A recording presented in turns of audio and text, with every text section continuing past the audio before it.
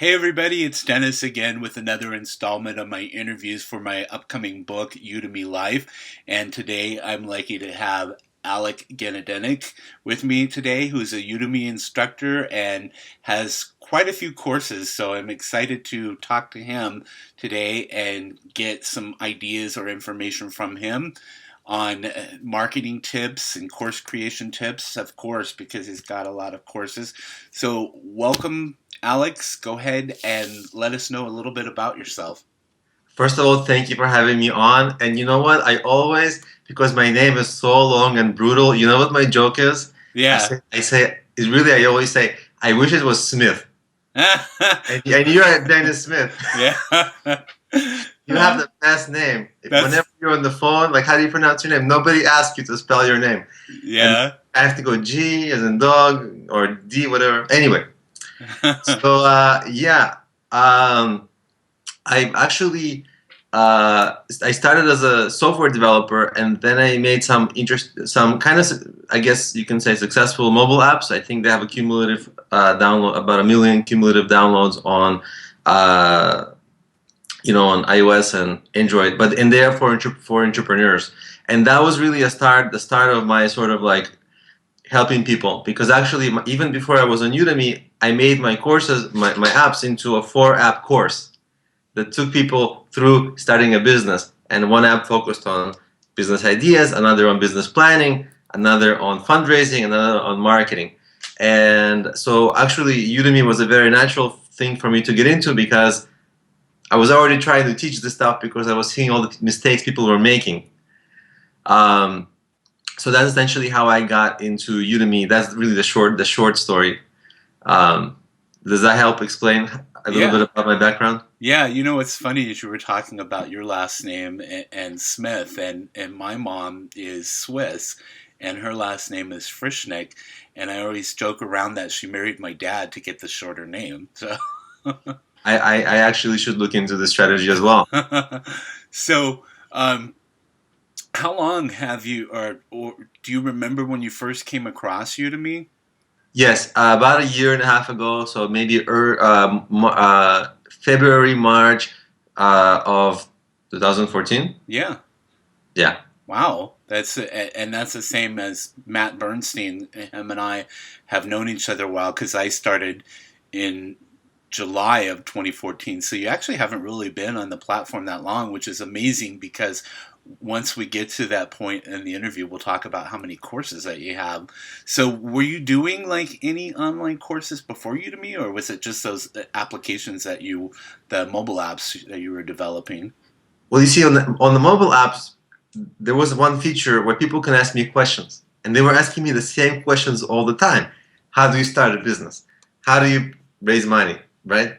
And so I got tired of it, asking, because I had to literally type on the phone all the answers, and it was time consuming. So I started doing YouTube, Mm. right? And so that I can point people to the link on YouTube with my 10-minute answer, like a very elaborate answer. And then I was like, well, I saw this Udemy thing, and I was really experimenting with monetization strategies, not just Udemy, like other ones, many of which you are also familiar with, like freelancing, consulting, coaching, whatever. Yeah. Uh, and so I tried Udemy just as a thing to try, and what had happened is I already had so many videos. Like right now, my YouTube channel has 800 videos, answering every possible question that I ever got asked by these entrepreneurs. So my original strategy was I just uploaded my YouTube videos to Udemy, just to see how it would be. So that's really how I started, and it wasn't great because, like, as you know, the courses have to be just right on Udemy, and it has to be catered to the students, and something you make on YouTube doesn't translate. It might translate like 85% to a Udemy course, but some of the flow and some of the things you say, it doesn't make a great Udemy course, right? So the Yeah. course didn't do well for a while, and I ended up having to refilm all my original courses, because it just wasn't resonating with people as much as I wanted it in the beginning.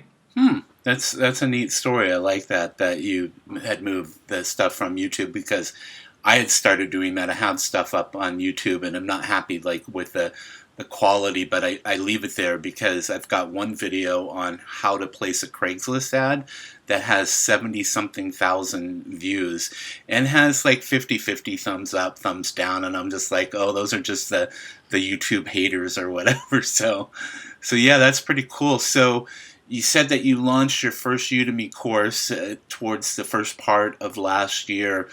How many courses do you have now on Udemy? Now my profile says 66. Yeah, I saw Um, that. which actually it's 68 because I have two courses where I'm listed as a hidden instructor.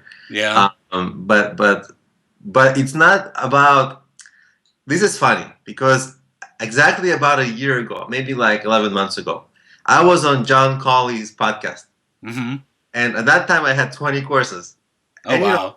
like you and I and John, we kind of started, and last year we all had fewer courses. Yeah. So 20, we saw that as a lot, right? We all like last year, and John was like, "Wow, you have a lot of courses."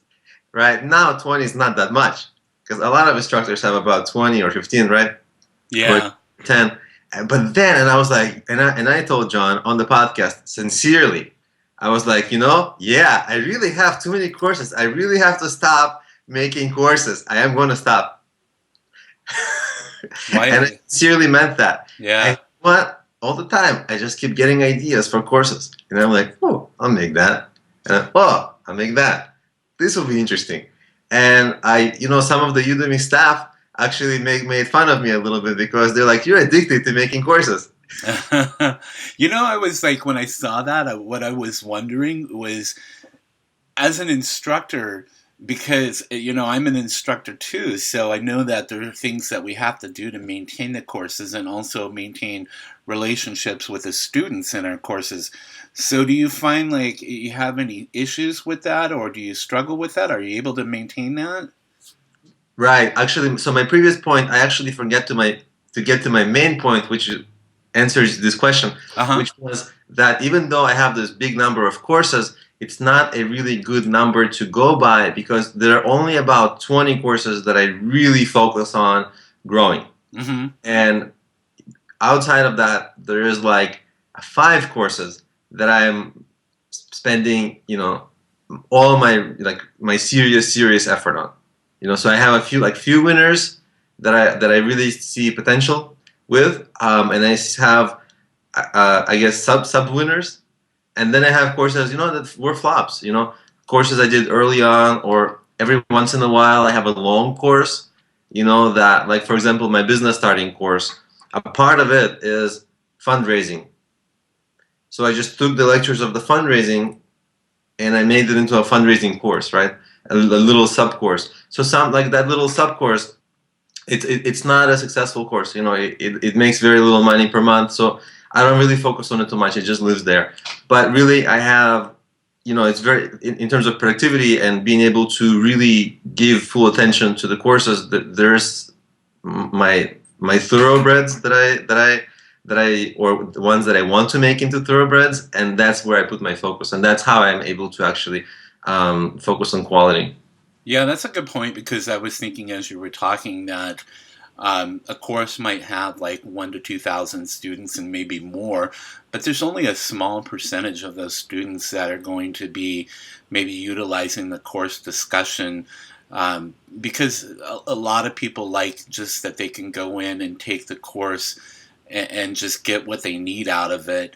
And others who might need a little bit more, so they'll ask questions in the course discussion forum, which is what I like about Udemy, is because it makes it feel more like a live classroom. So yeah, I mean, I can see how that it would make it easy for you to manage that, and how some of the courses are going to be more popular than others. I only have 6, and I'm working right now on the 7th, and I've got number 8 in mind too. But then, I mean, that I'm doing a lot of different stuff with Udemy outside of actual courses and all of that. Um, but Yes, you're actually very creative. I'm very impressed with the stuff you do. well, thanks, because I consider myself a procrastinator, but I have to force myself to Like Matt Bernstein is kind of like my accountability partner, and I would recommend that for any Udemy instructor, new or who's a seasoned instructor. Anything that you do in life, because I don't know if you've like ever read the book Think and Grow Rich, Napoleon Hill. I started reading that, but one of the things that they talk about is mastermind groups, and that's just getting someone to say, hey, what are you doing? What are you working on today? And Matt does that, and so I'm lucky because that's what drives me. Of course, when I see other people doing stuff too, that drives me. So yeah, it's pretty cool that you have that many courses. What's your most popular course? People love my course. I have a course, and it's I actually love it too. It's called Marketing Strategies to Reach a Million People. Oh yeah, And yeah. I made it when my business reached a million people. Now, actually, of all the things I do online, I've reached millions of people. Uh huh. But whatever, million is fine. But that course, it's a 14-hour course, and it's got a ton of lectures, and I add all the time. Uh huh. And what it has is basically almost everything you need. So it's got like professional SEO, advanced social media, offline techniques, sales techniques. I'm forgetting, but there's like 5 courses in that course, Uh huh. and it works together because, as you know, social media and SEO, they go together and they amplify each other. And so that course is very powerful because it gives a person everything, and it's just like endless. There's branding stuff, there's publicity stuff. It's like endless, and it's everything. Every time that I use something, like in September, I started using like really advanced kind of professional Twitter strategy. Automated drive sales, really nice. So I added it, and I Yeah. always add. There's like Facebook, Twitter, YouTube. I think there's like probably, if I really tried hard, I can squeeze 10 courses out of that one course. And Probably. people love it because it's like they get, I don't know what's the word for it, but some like it's a giant thing, and they get everything. Yeah, and you could take something like that because I have my course marketing, Udemy course marketing, with places to put coupons and stuff like that. And after I was done with that, I was like, okay, well, this has got like 50, 60 different lectures. I can pull out like 10 or 15 and have like a starter course or something like that. And you could do that with a starter marketing course. Yeah, exactly. And you know what? Actually, one of the tips that I have for creating courses now, and I've done this in my 2 courses, my 2 most recent courses, and people really like it, is if you choose, not like some small topic, but explain it really well, really only takes like 45 minutes or an hour to explain a small thing but really well. And Udemy students, they love the step by step of it, right? If you just give theory, they don't like that. They like that you show them step by step how you do something basic, but exactly, so they learn not too basic, so that's something a little bit advanced. Like, for example, I made a course on, I got publicity from radioguestlist.com. There was a year where I got something like 50 podcast appearances within a year. And obviously, that would be a success, right? So Hmm. and so I explained everything I did, exactly how I pitched the podcasters, exactly how I positioned my pitch. So and I gave examples and all that, and really the course is just like 1 hour, but the students, they are loving it, right? And they're giving natural reviews, and it's like I don't even ask for them. Like there's no lecture like asking for a review. They just go and oh great, I learned. I'm going to implement this. And it's easy to create such a course, and it's good for students, and it adds a lot of value. So I think it's actually a good way to go about things. I know a lot of like I had a phase where I was doing like 3 to 4 hour courses, and of course I have that crazy 14-hour course, which also they have their places. But now I really see, because Udemy students, they love this certain combination of, it seems, uh, quick benefit and theory, and showing them exactly, walking them through how to do something, and giving a practical example. If you have all this in a course, I think they really like that. I get the best response when there's all those elements are in there. or even if you give them some homework or like try this, and so they like the course. It gets natural reviews, which means it's going to do well on Udemy's like recommendation system and all that.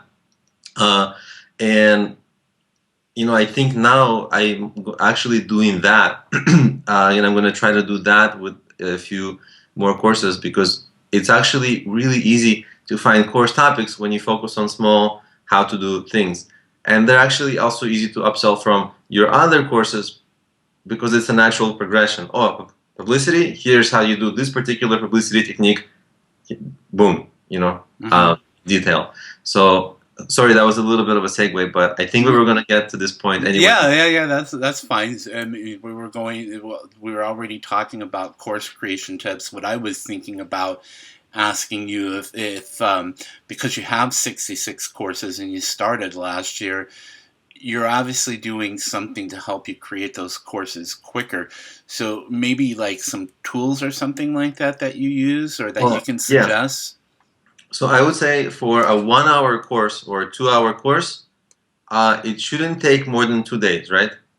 Because you should have the information already, right? I mean, you got to be expert. So yeah. So there's no learning of anything for you. All you have to do is, I like to prepare PowerPoints. Like I kind of talk over PowerPoints. It helps. A lot of people said it helps, especially non-first language English speakers, because it reinforces what I say with text. So if it's a theoretical lecture, I kind of have PowerPoints that I talk over, so it reinforces what I say with text. They like that. And so I prepared the PowerPoint, that very not time-consuming. And then the really important thing is that I have a great sort of shtick or catch to the course, like like that. How I got 50 podcast appearances in 1 year, or something like that, right, from Radio Guest List. I mean, that's a super clear benefit. And wouldn't a business owner want to promote their business on 50 podcasts? Yeah. So super clear benefit. So that's like the course concept. You just got, that's one of the most important things, is to come up with a great idea for a course. And then the outline. And the outline for a 1 hour course is not long. It's just 10, 15 lectures at most. I can even check. But it's not more than 20 lectures. And the lectures themselves, they take 2, 3, 5 minutes, right? So they're really, and I just kind of film them in one sitting. I prepare the title, the concept, the outline that goes before I start creating it. I prepare the PowerPoints, and then so I have everything ready to just film, boom, boom, boom, boom, boom, boom, boom, and then I edit, upload, done. Yeah, like myself, when I do that kind of stuff, it's like, okay, I want to research because I want to provide more material or whatever, and then as I'm recording, if it's not perfect, then I'll do it again, because like I was saying, like I just, maybe it's not being picked up, but I think it is, because I'm hearing traffic over here to this side. I'm hearing the television over here. Because you're in New York City, but I'm in a small town, but I swear there's a lot of noise here. And so that distraction, like I just can't focus. And so, I've just got to block that stuff out. I thought about doing like maybe a small office or something like that, just so I have the privacy and just avoiding distractions. But it sounds like that you've got it down to a science, and I totally agree with you that, I mean, you can do a short course in that many lectures and have something that people are going to buy, or even offer it for free, to get students to sign up, and then to be able to cross promote to them, which kind of leads us into our next question, which is advice on marketing courses. So now you've got these 66 courses that are out there. That's a lot of marketing that you have to do. Maybe you're not like marketing them all, because we know about cross promotions and stuff like that. And you've done some marketing. I've seen you do marketing in Facebook and then on my groups and stuff like that. But what about some advice? What works best for you? I mean, my advice is for people to always try to be creative, because if I give some advice and it's something that I know it's like a lot of people know and they're already doing it, it's not going to work amazingly, right? So this is actually my advice for myself too. Is I mean I'll get into more concrete things in a second, but actually for me, I wish that I was always a little more creative with my, because like your groups, they're fantastic, but there's a lot of people promoting in those groups. Yeah. What if I found another new way, like a new pasture, right? That would be great. Mm-hmm. So there's a couple of things you can do. And there's a couple of things that I've done that's new pasture-ish, with some fail, some success. So sometimes you can create a course for someone else who has a large mailing list, right? And then get on the rev share or something like that, right? So almost like now if I see, actually now it's funny, now if I ever see a company like I use their product or anything like that, which actually I'll give the example of Radio Guest List again. Because I like them. They're a small enough company that I can email the CEO, right? And so I said, hey guys, why don't I add you to the rev share, but why don't you promote the course to your gigantic email list? Mm-hmm. That could be a home run, right? Yeah. So sometimes if you find experts to partner with who have big email lists, or like companies, and of course there's Udemy terms of service rule that you shouldn't partner just for the sake of promotion, right? So of course keeping that in mind and staying within their terms of service, but it's I think it's my strategy is within their terms of service. And of course, whatever I do, I always email their policy team because I don't want to make any mistakes. I literally do. I send them like 10 emails a week. So that's one thing, is that you could sort of try to make courses on, things like that where you can potentially, partner. But this is somewhat of a gray area in Udemy terms of service, so I don't want to maybe go this route too far. I mean, the other thing I do, of course, there's the basics, right? That I think everybody would say, like cross promote, discount websites. There's nothing that I will add to that. I think sometimes, yeah. Do you blog? Right. That's a good point. No, I do. It doesn't sell any courses. Really? What does sell courses for some reason my blog doesn't sell. What does sell courses is on YouTube. Yeah. And actually with reasonable, not amazing, but reasonable success. And I actually made a course on how to sell on YouTube. I have actually a course like that. After I tried a few formats and I found one that works. And I can even explain how to do it right here. Yeah. So here's what I do. Essentially, like let's say I have a course on like how to start a business, right? I mean, it's very hard to rank in YouTube for how to start a business. It's one of the most competitive terms, but we'll use that as an example for whatever another course might be. Could be a different keyword. So you rank for the keyword, you give like some tips, right? Like let's say 15 ways to start a business.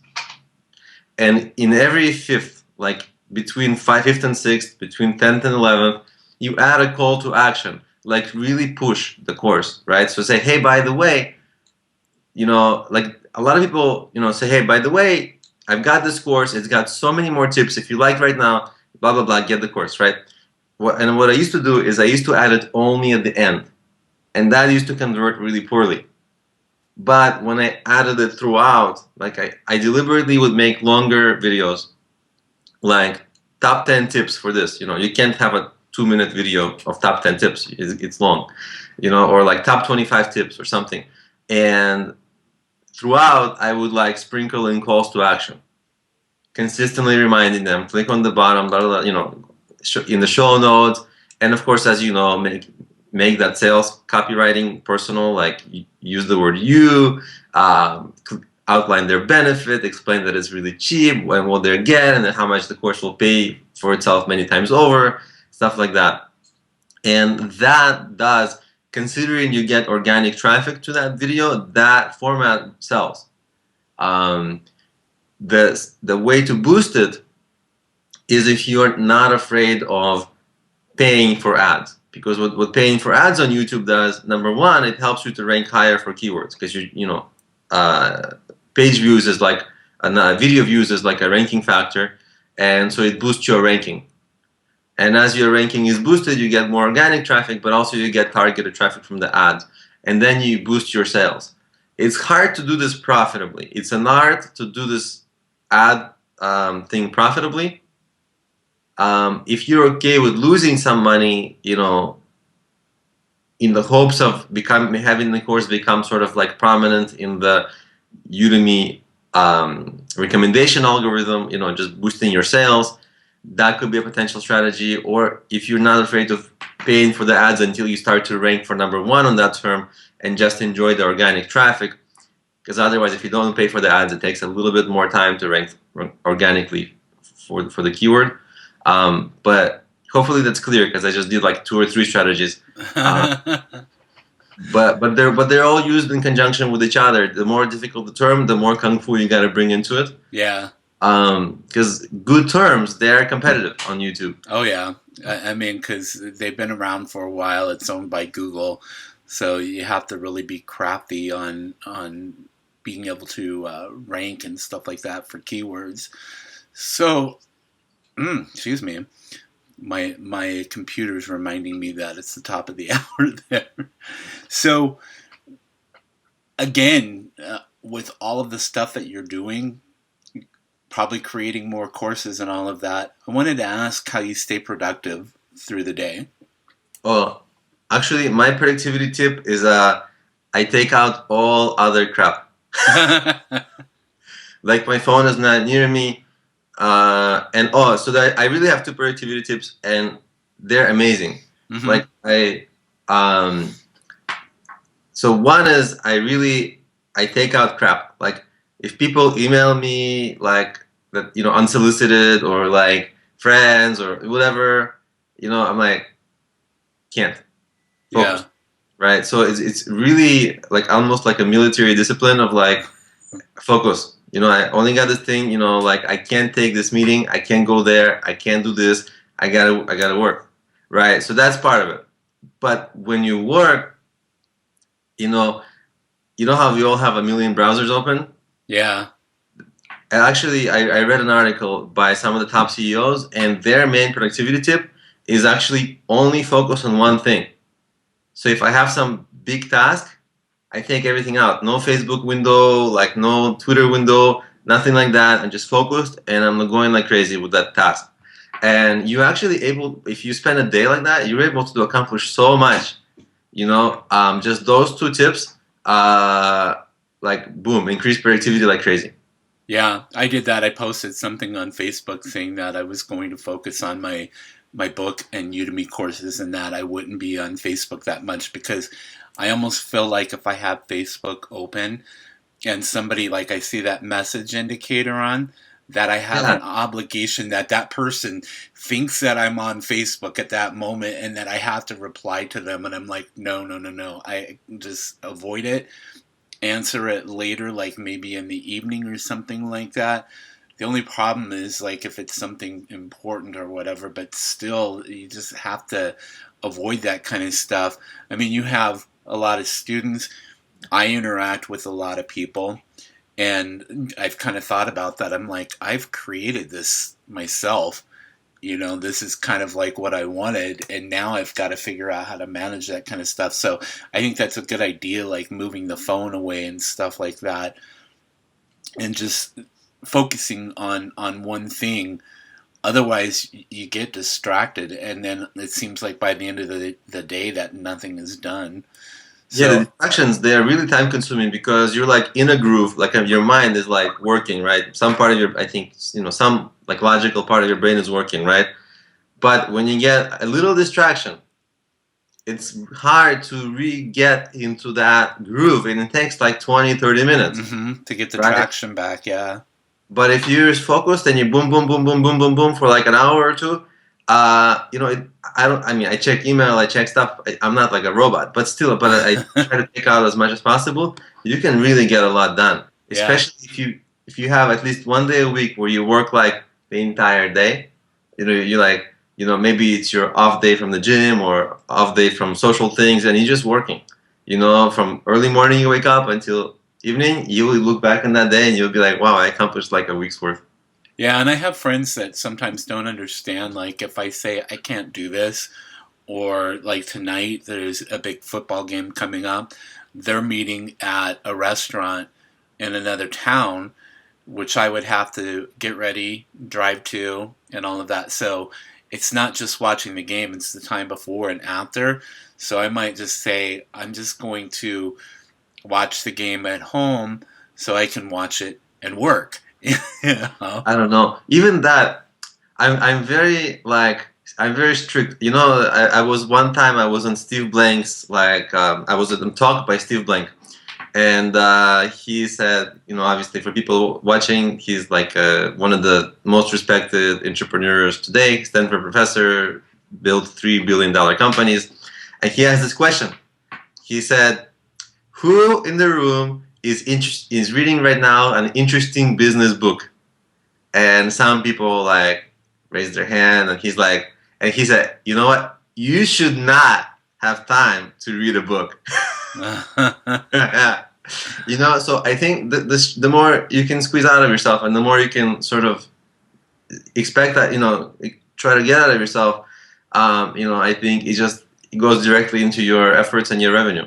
Yeah. See, and I would say you should be writing a book instead of reading a book. So, Yeah. Actually, you know what? I'm going to make a course on how to become either a bestseller or how to write a book without writing a single word. that'll be interesting. It's actually really, really simple, right? All you Yeah. need is say the stuff. You know, like Gary Vee, he's a three-time New York Times bestseller. He's never written a word, right? Oh, He yeah, just yeah. talks, they transcribe him, hmm somebody else edits it, good book. Yeah. Well, actually, I've been working on that. Like, that's what I'm going to do more with my next book is transcribe it rather than typing it because it takes much longer. So I'm going to try that technique. But I am reading a book on how to launch a book because I have a book out already, and it did well. But I want this book to be a little bit different experience for me. So, what advice in general would you give to Udemy instructors? Whew. For me, it's been such a evolution, and I'm still trying to improve.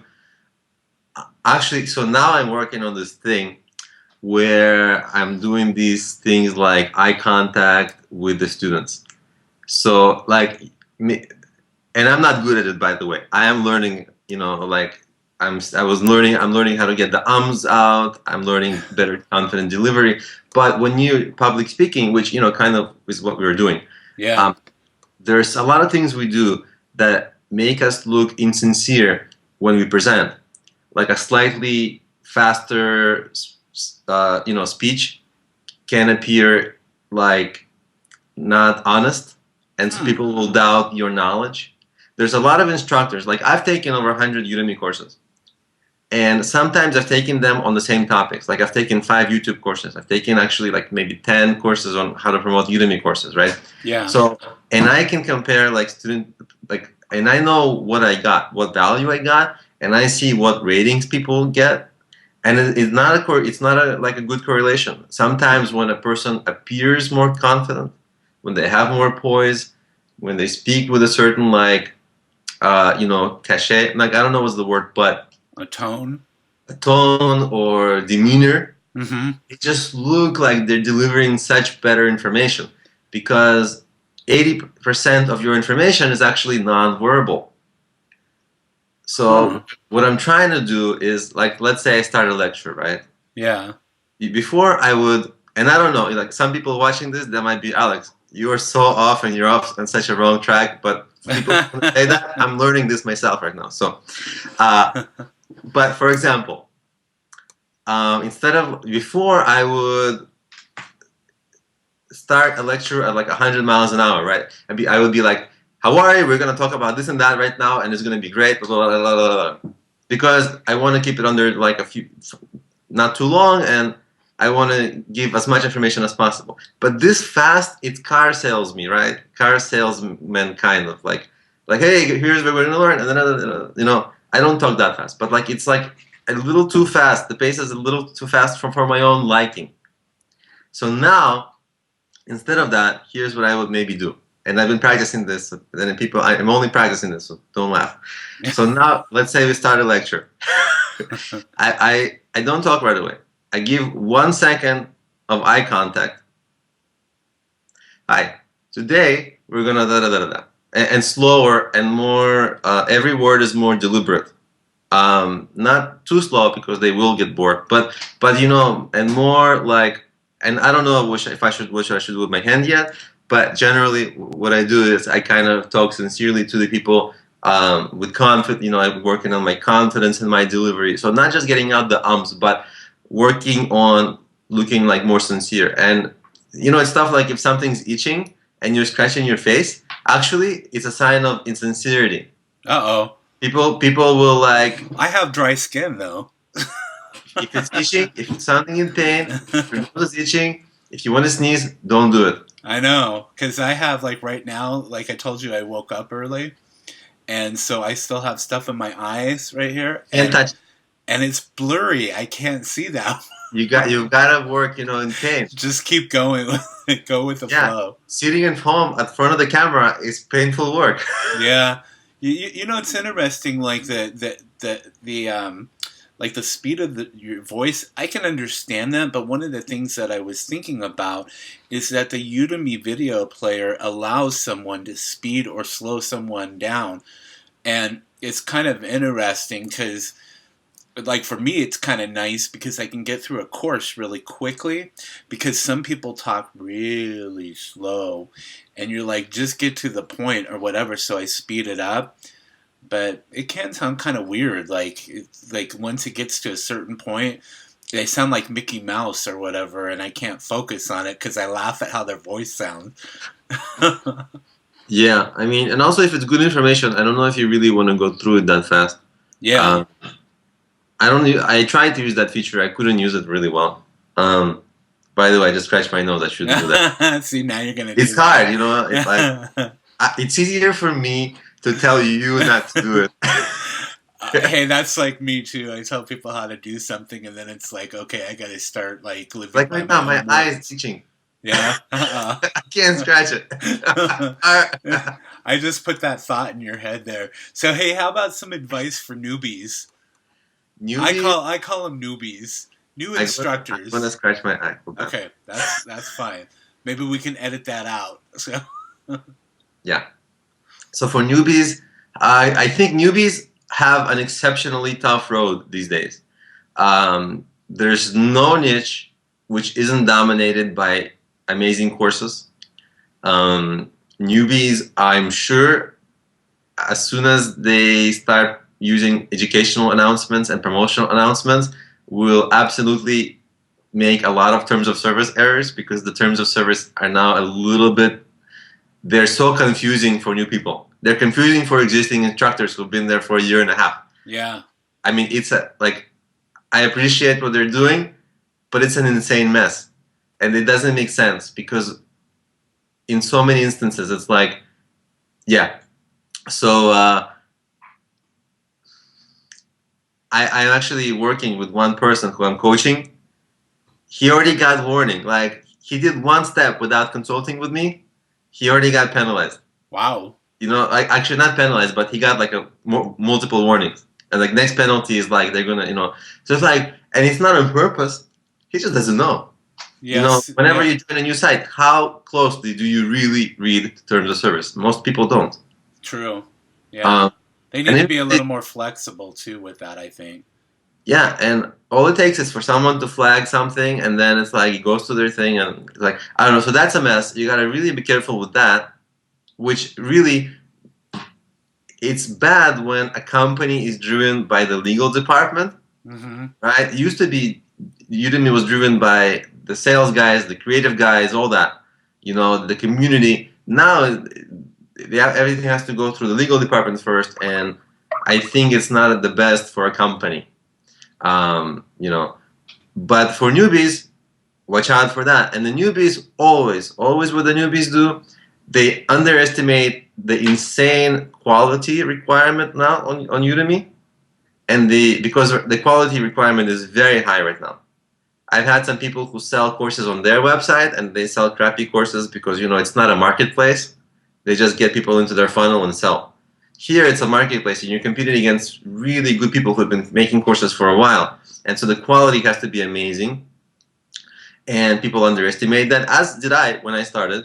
And also the marketing is incredibly hard. I mean, it's easy to make like $50. But if you want to make serious money, oh, it's hard. Marketing is hard, right? Like Udemy recommendation algorithm only gives you a little trickle if you're starting. Your own sales, right? You can do the basic coupon sites, which is like a basic race to the bottom of pricing, or you can do, Facebook groups, which also people don't buy for big prices. So you get little increments of revenue, but there is no big boom for you if you're new. So it's a hard thing to do. I think if you're new, I almost really evaluate of how much time you're going to put in, because the other mistakes newbies make is spending a long time on making a course, and that's a huge investment of their effort. Yeah. And it doesn't always pay off. They buy the equipment. Sometimes they quit their job. It's like, they hear like, oh, Alan Hill made a lot of money, I'm going to do the same thing. And they're like, okay, it's, so, and then, it's hard. I would not underestimate any step of the process right now, because it's becoming a mature marketplace, and that means incredible competition and incredible quality requirement. Yeah, they do have some stuff in place, though. I mean, on the website with the video that I recommend that anyone new to Udemy watch, which is called, I think they're called the Trust and Safety Team, which I think is a kind of a weird name for it. But I mean, what it is, for those who are listening, is just to make sure that Udemy has a quality format so that instructors are playing by the book, and that you don't have somebody who is like maybe an internet marketer or whatever come to the platform just to kind of take the cash and run and leave students with an unpleasant taste in their mouth. And so it's for the instructors, but it's also for the students, and we know that. But it's like when you've been around for a while, and all of a sudden when you were doing something one way, and it's like it's no longer done that way, and you're dinged for that. I just think that there needs to be more flexibility, and I think that they are doing that. That happened with, I do the Blab stuff, and that's a new format of broadcasting live. And at first, somebody got slapped for sending out an educational announcement with a link to their Blab, because they don't want people collecting email addresses from students. There are ways that we know that there are ways that you can do that off of Udemy, and people do that. We know that. But they don't want them directly doing that. And then they found out that Blab was something that you didn't have to give out your email address. You sign up during with Twitter, and they said, okay, we're fine with Blab, and that individual who was dinged had that reverse and stuff. So it's just kind of like a work in progress. But yeah, I would say that like newbies, definitely, it's a lot different, and it will probably continue to evolve. Like you were saying, a lot of those topics can be saturated, like WordPress or whatever. But I still think that there's room that, like, for myself, I don't teach like how to install WordPress or whatever. There's a million courses out there. What I teach are some tools that you can use with WordPress to market your book or your business or your services. So, and you have courses like that too. There's just ways that you can go around it and create something in a niche area, but still make it creative enough that you can sell it. And somebody like yourself with 66 courses, Well, if some of those courses are averaging $100 to $200 a month or whatever, that might not sound like a lot. But if you take that across the amount of courses that you have, that adds up. And speaking about that, I told you earlier that I was going to ask this question so we can give people an idea of what people are making, because you mentioned Alan Hill, and we all know that the guy like probably has enough money to buy Udemy now. So can you give people an idea what you roughly make monthly on Udemy with your courses? Yeah, so I'm actually notorious that I never talk about how much I make That's because fine. I think Alan Hill is maybe he's in Europe. I think there they talk about how much they make. Mm-hmm. I grew up in America. Here we don't talk about how much money we make, right? On any job, you never say. Yeah, you don't So talk about it. Yeah, don't talk really. about it Yeah. because it's like I don't know. It's very uncouth. I think for someone in America to do it, at least in a different culture, I guess they do it. But he kind of started a culture of like sharing this. But for me, I think it's easy to tell. You can actually almost count how much money I make from how I explained this interview, right? So most of my courses, they are small, like they're not successes, right? It's Mm-hmm. impossible. So they do make a small amount. Um, and then if I have a few winners, and you know they do better. And I guess if you across all the courses, I can't be making less than a few $1,000s at least, right? Because just all the courses. Yeah. And so I guess I'll leave it for people from there and to extrapolate. But I don't feel comfortable, and I don't think it's good for people to know my finances Yeah. because who cares? And I personally don't have a problem with that, but I do know, like, like people like, are you familiar with Pat Flynn? Yeah, yeah, that he's doing his own. That's yeah. Yeah, and he's open with that kind of stuff, but that's because he's doing something a little bit different than what you're doing. Myself, what I do, I've done it. It's like I released it, and it was like $5,000 for the quarter or something like that. And Rob Cubbin was actually saying that's like where he was at one point, But I'm different, so it's like I'm more comfortable with showing that stuff because I want people to see my journey or whatever. But I have no problem with somebody who doesn't want to talk about finances, because it is correct. I mean, I still am uncomfortable when people ask me that kind of stuff because it's kind of personal. And like for somebody like myself, I might not be at the point where like I have expertise in a lot of different areas, but I don't, like, I joke about that. I'm still driving a 2000 Ford Focus that I've had for, like 15 years now.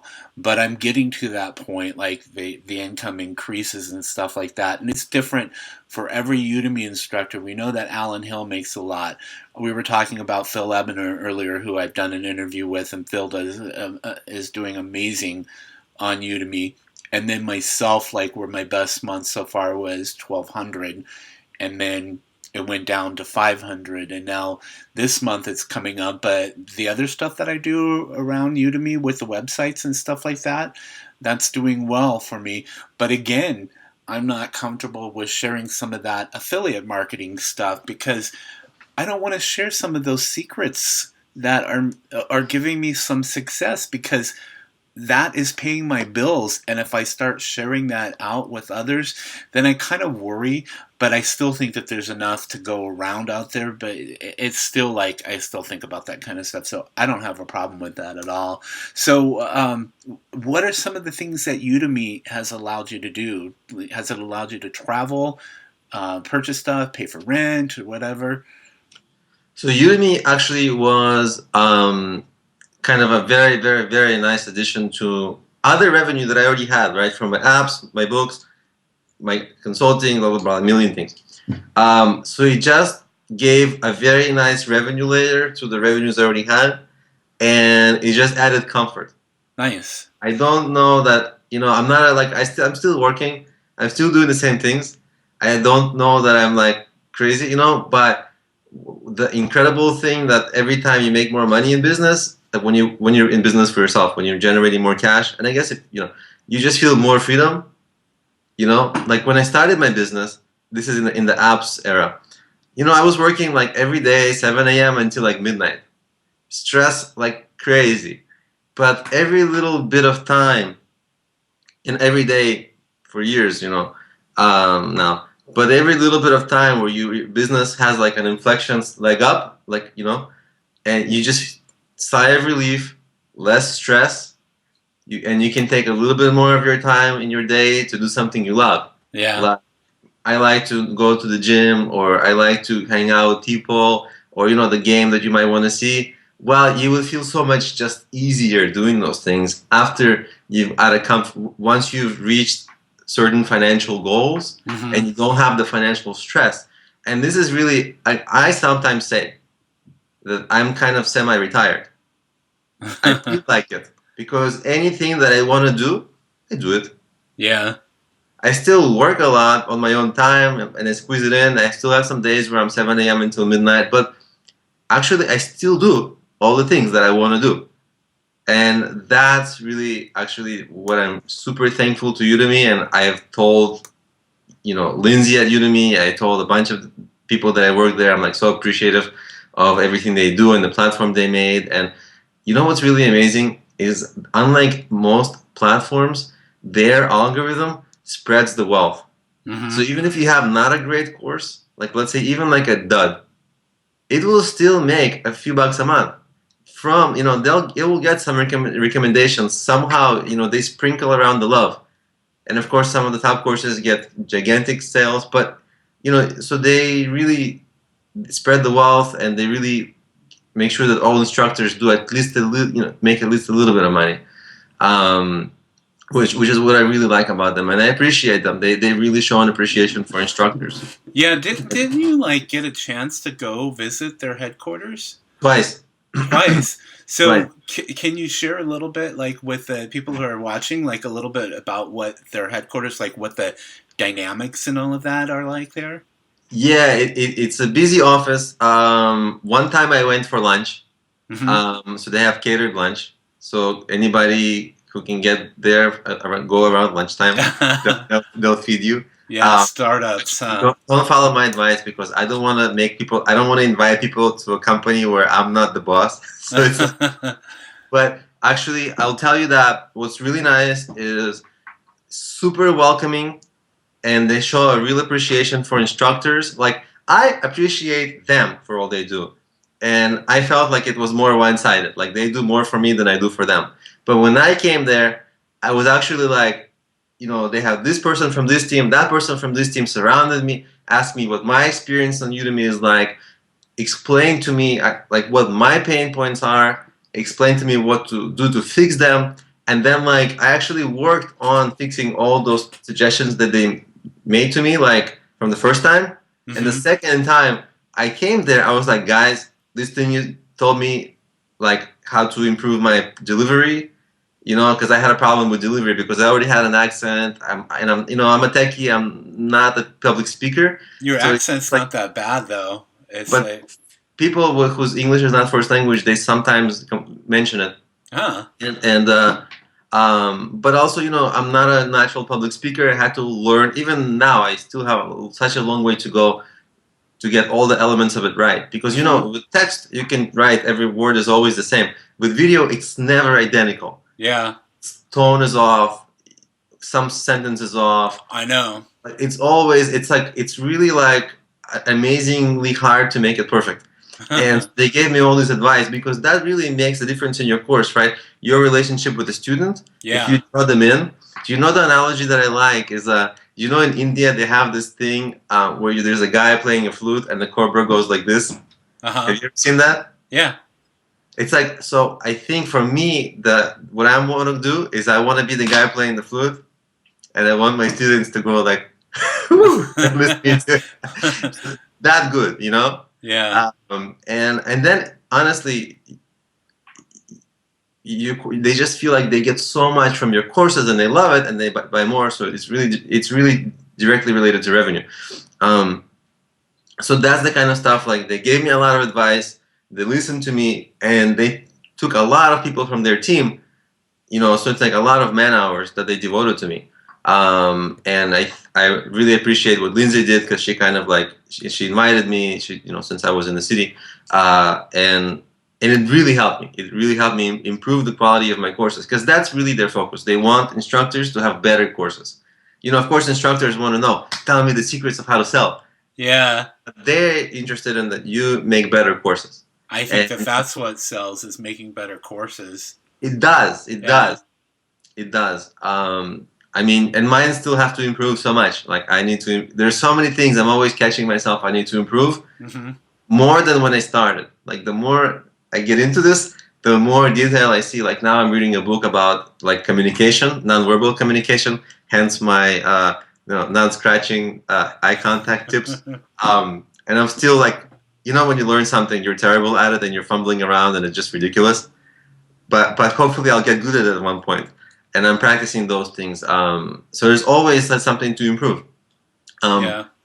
but I do notice that a lot of instructors who have that good delivery, even if their courses are not that good or like are missing, that extra quality in actual information, in insightfulness, students love it still.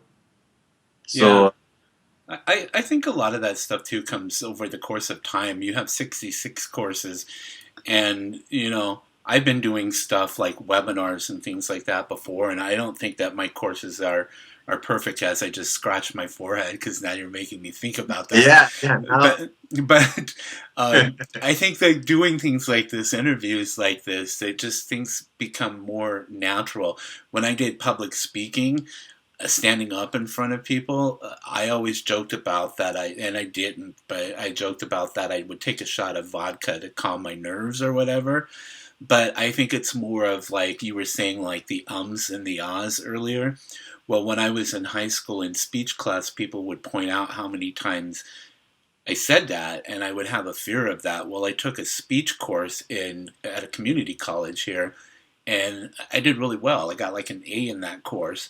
And to me, I think that being prepared for your course is going to take out those ums and ahs. When you're not prepared, those are fillers. So it's because you can't think of what to say next, and so you say the ums and ahs exactly. because of For me, that. that was a huge thing. Having Yeah. the PowerPoint, which I can look at while I'm talking, made such a huge difference in getting rid of the ums.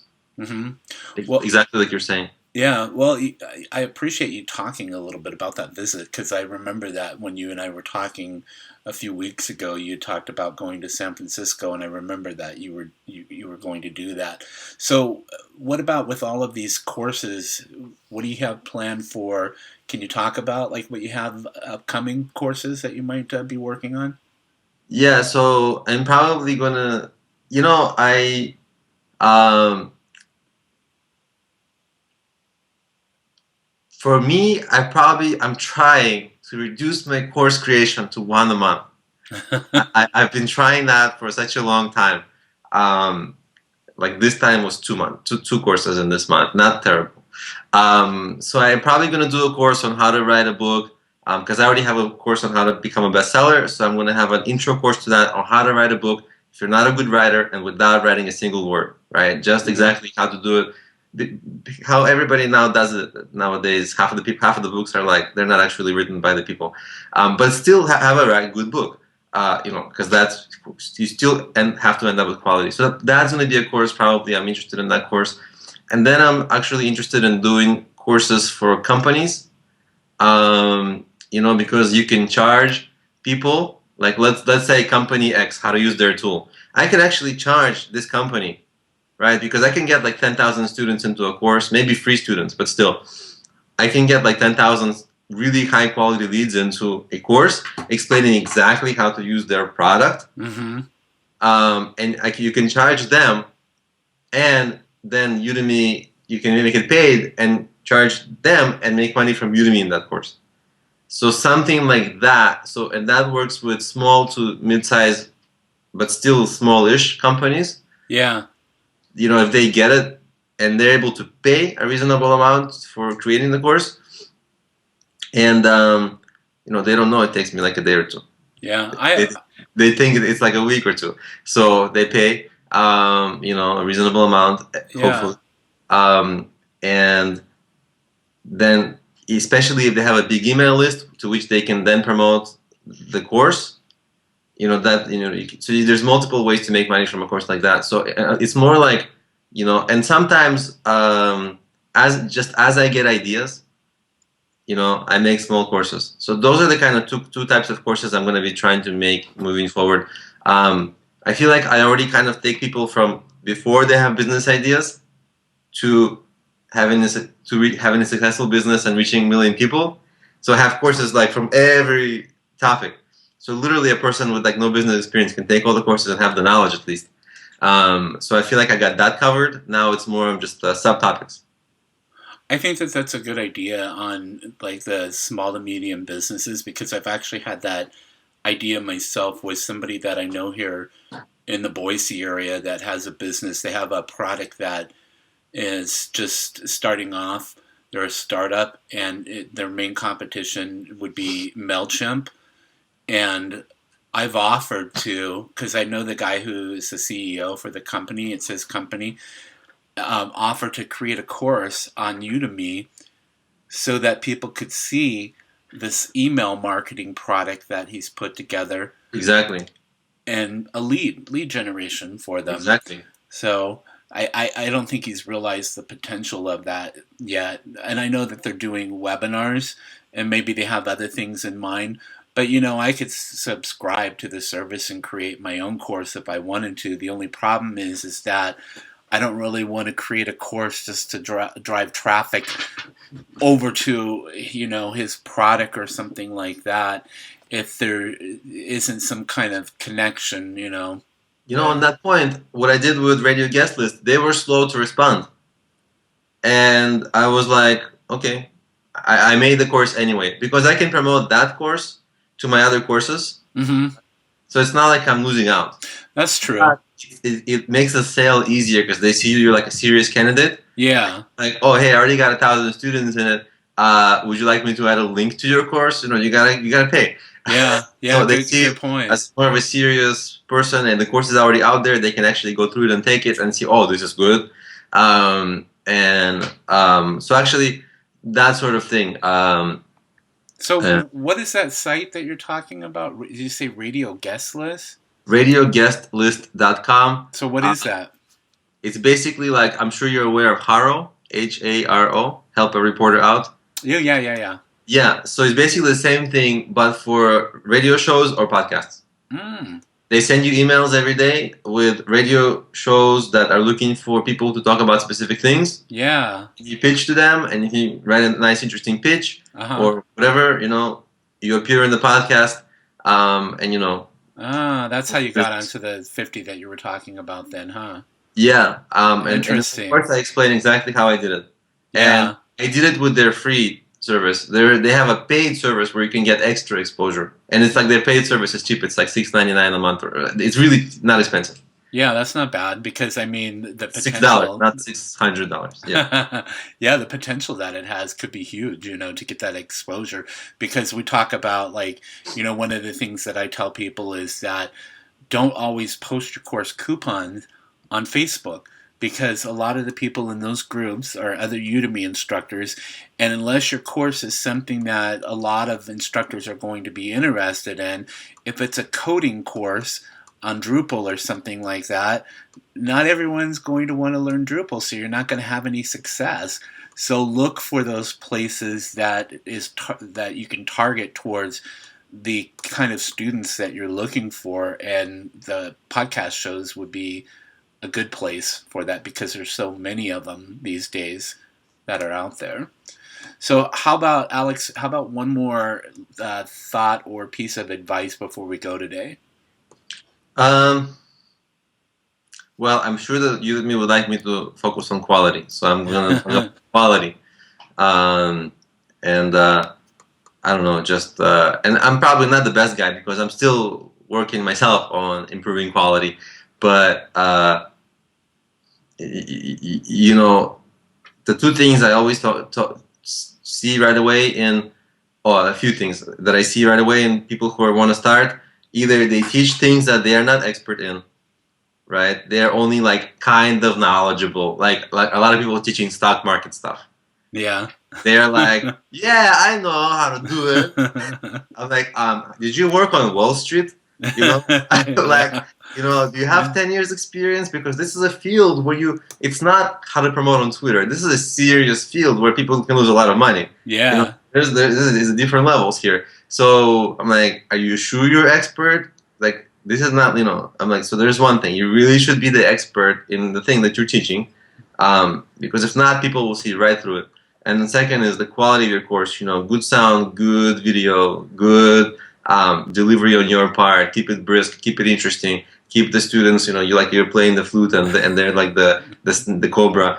And you know, the other thing is don't underestimate the marketing, how hard it is, because they all underestimate how hard the marketing is, and it's Yeah. brutally hard. Like I'm very good at it, I think, and it's still hard. Yeah. I think, you know what, I think that they call those a snake charmer. The Is that people what who it is? play the flute. I could be wrong, but I think that that's what it's called. So yeah, I think that that's some great advice there for Udemy instructors. So where can people find you online so they can find your books, maybe your app, your Udemy courses? So my website is problemio.com, but I think if people want to, I guess the best is just email me, alex at problemio.com, and or if you want, my first and last name, alex.genadinik at gmail.com. They both go to my email. I respond to everyone, and I love hearing from people. So if you have thoughts about this, or yeah, actually you want coupons to my courses or anything, or business advice, as long as your question is not like 30 paragraphs long, which some people sometimes do, then I love to help. It's actually what my entire business is, and I love hearing from people. So I definitely want to encourage people. So alex at problemio.com. So it's alex at problemio.com, or alex.genadinik, which I wish was Smith, at gmail.com. So alex genadinik at gmail.com. So I guess they have to figure out, maybe you'll add my email somewhere, because Yeah. they're all not that easy to spell. Yeah, I'll make sure that stuff is put somewhere in the once the book comes out and once I upload this, because this kind of stuff I'm looking at either making it a course and also blog posts, so I'll make sure that all of that information gets up there, okay? Perfect. And just to let everybody know, if you're watching this somewhere else, you can find me online at DennisJSmith.com. So I have the easy last name to spell, but you know, I've had people misspell Dennis, so I know what it's like. Right. And they think it's Denise, and it's not. It's Dennis. But Alex, I want to thank you for your time today, and I really appreciate talking to you today. I thought you had a lot of great information, and this is the first time that we've actually been able to talk like live face to face like this, and my scratching and stuff like that is not intentional. I will be looking for you not scratching your face in your future courses, by the way. I don't think I do that in my courses, but I'll have to check Okay. though. I'm going to be very vigilant, I have to say. Now, and you can do in my courses the same. Okay. I'll do that. All right. Thanks a lot. I appreciate it. Have a great day. Thank Bye. you, and thank you for having me on. And I hope the information is going to be able to be, people are going to be able to put it to good use. Great. Thanks. And thanks everybody for watching.